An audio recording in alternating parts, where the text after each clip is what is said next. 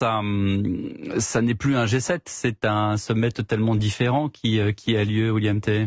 Il y a deux conséquences à ce G7. La première, c'est que la France, Emmanuel Macron est en train de clarifier sa stratégie, même s'il a fait un certain va-et-vient sur un ensemble de positionnements.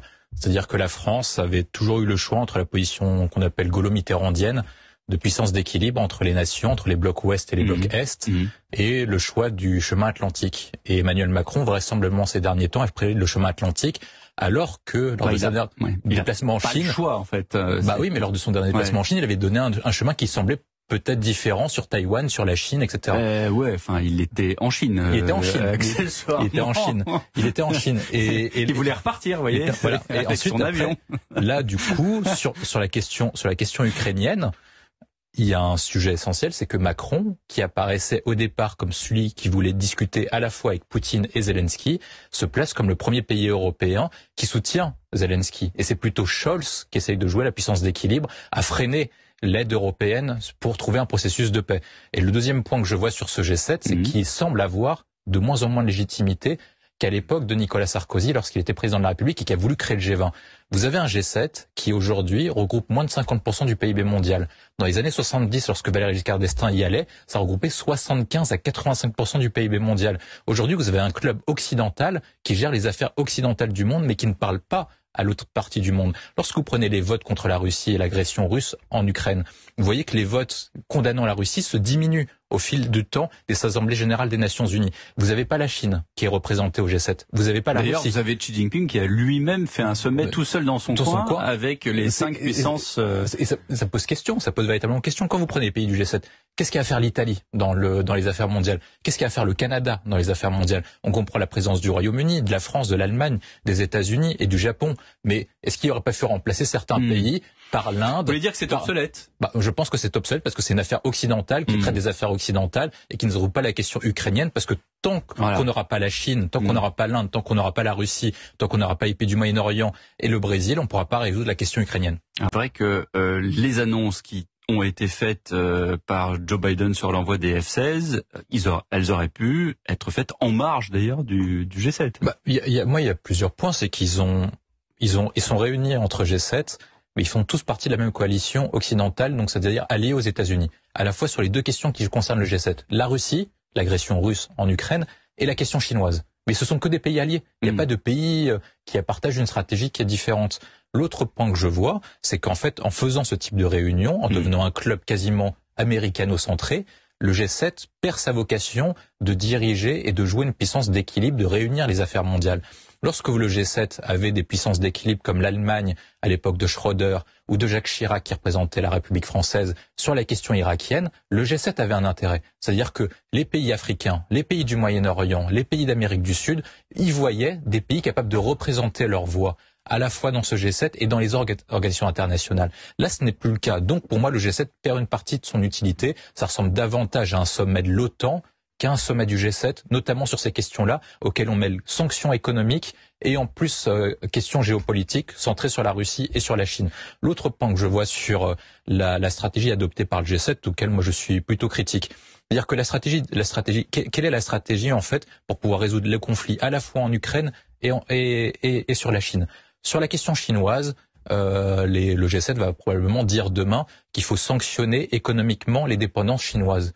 Mais est-ce que nous avons sanctionné les dépendances que nous avions à l'égard des États-Unis, notamment françaises, sur la question nucléaire lorsqu'ils nous ont piqué Alstom? On l'a pas fait. Sur toutes ces questions-là, beaucoup de personnes et beaucoup de pays auxquels vous discutez vont dire qu'il y a deux poids deux mesures quand il s'agit des États-Unis. Les États-Unis se permettent des règles qui ne s'appliquent pas à eux-mêmes. Et l'autre point que je vois sur la question ukrainienne et russe, c'est est-ce que ce G7 permettra de parvenir à un processus de paix? On n'a toujours pas réglé les questions essentielles. C'est quelle frontière pour l'après-conflit? Quel est le moyen de parvenir Vladimir Poutine et Zelensky à la table de négociation? Est-ce qu'on garde la Crimée à la Russie? Est-ce que la Crimée doit revenir à l'Ukraine? Est-ce qu'il faut revenir aux frontières d'avant-conflit? Est-ce qu'il faut faire des concessions territoriales? Ce sont des questions auxquelles Zelensky et Biden ne sont toujours pas d'accord. Je vous rappelle qu'avant l'envoi des F-16, Biden était contre parce qu'il voulait régler cette question-là. Il a proposé 3 processus de paix. Un auquel on revenait aux frontières d'avant-conflit, l'autre auquel on cédait une partie du territoire, donc la Crimée, et la troisième, c'est qu'on cédait les territoires dits annexés. Et Zelensky a dit qu'il voulait récupérer tous les territoires, dont la Crimée, ce au quoi Biden n'y croyait pas. Et donc on donne des armes à l'Ukraine sans parvenir déjà à penser l'après. Quand on compare les dirigeants à il y a maintenant presque 100 ans, comment ils ont fait pour régler la question de la Seconde Guerre mondiale?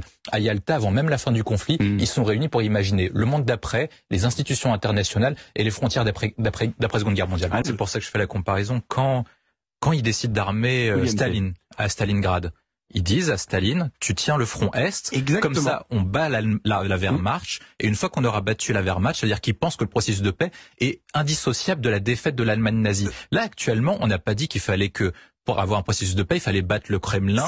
Et la Russie, on n'a tranché aucune question existentielle sur est-ce qu'il faut battre le Kremlin, est-ce qu'il faut aller sur la stratégie Zelensky de faire tomber Vladimir Poutine, est-ce qu'il faut faire un changement de régime, est-ce qu'il faut gagner militairement en Ukraine. Toutes ces questions-là, on a actuellement des stratégies qui sont complètement divergentes entre Zelensky, l'Union européenne et Biden.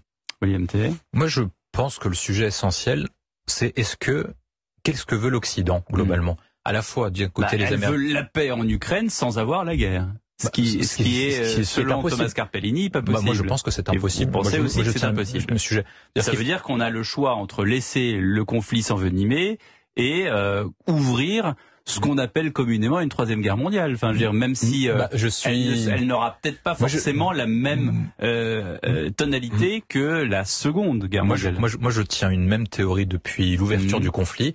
C'est que Poutine a attaqué en Ukraine parce qu'il a testé la résistance occidentale, notamment celle de Biden. Comme il avait testé la résistance d'Obama en Syrie et celle de David Cameron il y a plus de 10 ans maintenant. Et il savait. Mais justement, sur Biden, il savait pas répondre. Ouais. Justement, il savait que Biden n'allait pas répondre. Il pouvait pas répondre. Mais Biden, justement, il a dit, à chaque fois qu'on l'interrogeait, est-ce que vous allez envoyer des F-16 en Ukraine? Non. Et là, oui. Et là, il dit oui. Qu'est-ce qui s'est passé? Je pense que le changement, c'est qu'ils ont plus la même stratégie qu'avant. C'est-à-dire que Biden on a sa 3e stratégie. La première, c'était qu'il voulait quasiment été aligné sur Zelensky, donc faire tomber Vladimir Poutine dans un premier temps jusqu'au mi-terme.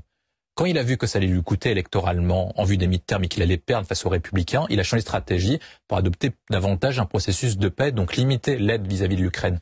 Désormais, comme il va partir en conflit par rapport à Donald Trump, il doit montrer qu'il est capable d'avoir une autre résolution. En fait, c'est que par rapport à sa pomme. C'est que par rapport à la question de politique intérieure. Macron de l'autre jour, ma pomme, là, en l'occurrence, c'est que sa pomme. C'est qu'une question de politique intérieure américaine qui doit répondre à des objectifs électoraux, donc celle de la présidentielle de 2024, comme Donald Trump va être désigné vraisemblablement candidat des Républicains.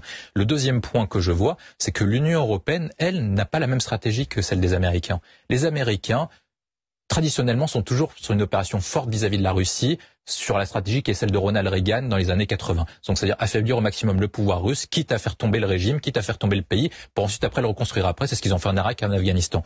Les Européens sont davantage sur une position dite pacifique. C'est-à-dire que eux préfèrent éventuellement résoudre le conflit de manière pacifique. Le problème qu'ils ont, c'est qu'ils n'ont pas les armes pour pouvoir le faire.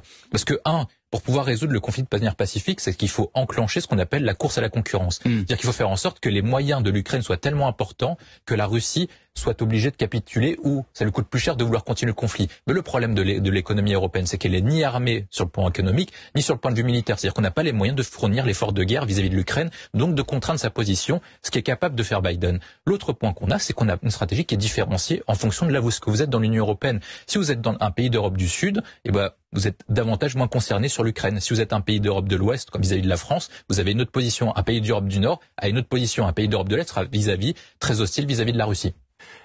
Est-ce qu'on n'est pas en train dans une sorte d'inertie en se disant oui d'accord, il y a une guerre en Ukraine, oui d'accord, Biden va envoyer des F-16, oui d'accord, après tout, nous ce qui nous intéresse c'est notre pouvoir d'achat, l'inflation, le bouclier tarifaire, qu'est-ce qui va se passer en juillet, c'est terminé peu sur le gaz, les prix des carburants, ça n'a jamais été aussi cher, surtout en France. Est-ce qu'on n'est pas un peu myope, si ce n'est aveugle, William T? Si, plutôt. En fait, ça peut nous faire penser à ce qui s'est passé avant les accords de Munich. C'est-à-dire que se joue ce que les gens doivent comprendre. Et il y a eu beaucoup d'émotions au moment de l'invasion de l'Ukraine par la Russie. Maintenant, on voit bien que les problèmes économiques, l'inflation, le pouvoir d'achat, la montée des prix énergétiques font pencher les opinions publiques européennes globalement et même américaines. C'est pour ça que Biden avait changé de stratégie en vue des élections de mi-mandat en novembre dernier. La difficulté, c'est que ce sont pour l'Ukraine, c'est que ce sont des démocraties. C'est-à-dire que les dirigeants ont besoin du soutien de la population pour pouvoir interagir. On sait qu'historiquement, les États-Unis sont toujours réticents à vouloir intervenir à l'extérieur en vue d'un soutien militaire. C'est-à-dire, vous devez soutenir un pays. C'était le cas notamment sur les 2 guerres mondiales, c'était le cas en Corée, etc. Donc, ils sont toujours réticents à le faire. Je pense qu'ils préféraient ne pas le faire au vu de la stratégie qu'ils ont sur l'Indo-Pacifique. La difficulté qu'ils ont, c'est que tout est lié. Très intéressant, l'Indo-Pacifique. C'est que tout est lié. C'est-à-dire qu'ils savent que Xi Jinping regarde ce qui se passe en Ukraine. Xi Jinping sait que si par cas il n'y a pas de victoire en Ukraine de Vladimir Poutine, l'invasion à Taïwan sera encore plus compliquée que celle de l'Ukraine. Donc vraisemblablement, il espère que Poutine gagne sans que la Chine ait besoin d'intervenir. C'est le premier élément. Les États-Unis, de l'autre côté, préféraient ne pas intervenir militairement à Taïwan. Eux sont engagés à intervenir militairement, à envoyer des GI, des troupes au sol. Donc c'est-à-dire que si la Chine intervient à Taïwan, ils doivent intervenir. Donc Biden doit faire en sorte que l'Ukraine gagne sans envoyer de GI au sol en Ukraine. Donc ça maintient une équation qui est difficile. Et de l'autre côté, il espère que ce soit les Européens qui prennent le relais, un peu comme Donald Trump il y a 4-5 ans lorsqu'il critiquait l'OTAN, notamment l'Allemagne et la France de ne pas mettre assez de dépenses militaires. Mais de l'autre côté, les Européens sont quasiment, j'allais dire, au regard de l'histoire, le pire acteur. C'est-à-dire que c'est les gens qui ont le plus de bonne conscience, qui est illustré par von der Leyen, qui apportent le moins d'argent sur la table, qui apportent le moins de moyens, qui demandent le plus, qui tiennent le plus de discours moraux et qui apportent quasiment rien dans ce conflit. J'ai un peu honte pour nous, en fait. Que dire là-dessus ? Moi, je suis plutôt d'accord. Moi, je pense que ce qui peut sauver Emmanuel Macron, c'est une cohabitation de fait. C'est-à-dire d'avoir un Premier ministre qui gère l'agenda national et lui se concentrerait sur l'international. Seulement, il veut pas avoir, comme vous l'avez rappelé, de quelqu'un qui brille à sa place. Si par cas, en plus, il réussit, ce serait encore pire. Le seul moyen qu'il a, c'est de faire en sorte de montrer aux Français qu'il a plus le pouvoir. C'est le seul moyen de sortir de la crise par le haut. Il peut plus reconquérir les Français par une allocution parce que de toute façon, les Français montrent qu'ils ont de plus en plus d'intérêt sur ces interventions. Même s'ils étaient encore 15 millions à le regarder lundi dernier. Oui, mais c'est un chiffre très bas pour Emmanuel Macron. Alors que pourtant, il avait fait une présidentielle record. Je pense que le point originel de son erreur, c'est qu'il a mal interprété les résultats de l'élection présidentielle et législative. Il a été élu à la présidentielle parce que les Français voulaient être incarnés par quelqu'un qui ne soit ni Marine Le Pen, ni Jean-Luc Mélenchon, et qui présente une figure respectable et qui présente bien l'étranger, ce qui est son cas, parce qu'il représente plutôt bien la France à l'étranger, même s'il ne réussit pas tout. Ensuite, son projet politique est minoritaire, donc il était mis en minorité aux élections législatives. À ce moment-là, il aurait dû virer Borne, mais il n'a pas voulu le faire pour des raisons de maintien de record d'Édith Cresson. Moi, je pense que si par cas il met un Premier ministre fort, qui pouvait le mettre en cohabitation de fait, et il s'en sortirait parce que les Français aiment bien ce dispositif. Qui vous dit que ça n'arrivera pas ? Moi je dis pas que ça n'arrivera pas, je dis que si Emmanuel Macron refuse de le faire, les Français peuvent lui imposer de fait. Oui. La difficulté, c'est qu'il faut trouver un profil capable de rassembler soit l'aile gauche de la majorité avec la NUPES, mais ça n'existe pas, parce que la NUPES est en opposition complète avec le président de la République, soit la seule majorité alternative qui existe, c'est celle entre la République en marche et les Républicains. Et dans ce cas-là, il faudrait une fissure de consensus.